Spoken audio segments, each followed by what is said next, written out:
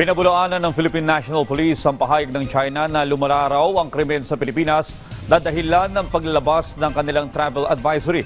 Git ng PNP, sa katunayan malaki ang ibinaba ng bilang ng krimen sa bansa sa loob pa lamang ng 8 buwan ngayong taon.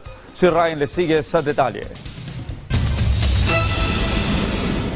Naglabas ng panibagong travel advisory ang China para sa mga Chinese na balak bumisita sa Pilipinas. Nakasaad sa kanilang travel advisory ang lumalalang krimen sa bansa kung saan target daw ang Chinese nationals. Nakasaad din sa kanilang travel advisory na dapat i-assess muna ang seguridad sa pagbisita sa bansa.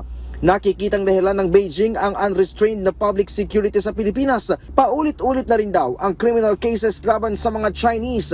Sinalag ng Philippine National Police ang travel advisory ng China. Ayon kay PNP Chief PIO Police Brigadier General Randolph Tuanyo, hindi totoong tumaas ang crime rate sa bansa. Kung titingnan umano ang datos ay bumababa pa ito ng halos 17%. Kung titingnan natin yung kanilang publication na sinasabi nila na tumaas daw ang crime rate, kung crime rate po ang pag-uusapan natin, bumaba po tayo from 26,000 to 22,000 or 16.50% o bumaba siya ng 4,450. Mula Enero hanggang Agosto ngayong taon, umabot daw sa 21 ang insidente ng kidnapping kung saan parehong Chinese ang biktima at ang mga suspect. Sa kabila nito, ay makikipag-ugnayan pa rin daw ang PNP sa Chinese Embassy para alamin kung saan galing ang kanilang datos. Kausap po ang ating PNP. Bibigyan niya po ng kautusan ng ating Director for Intelligence.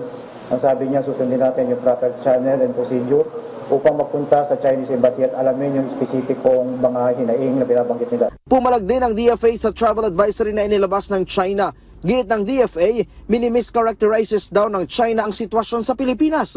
Tinutugunan din daw ng law enforcement ang lahat ng krimen na nangyayari sa bansa. Kabilang na ang mga insidente kung saan parehong Chinese ang biktima at ang suspect. Ryan Lesiges para sa Pambansang TV sa Bagong Pilipinas.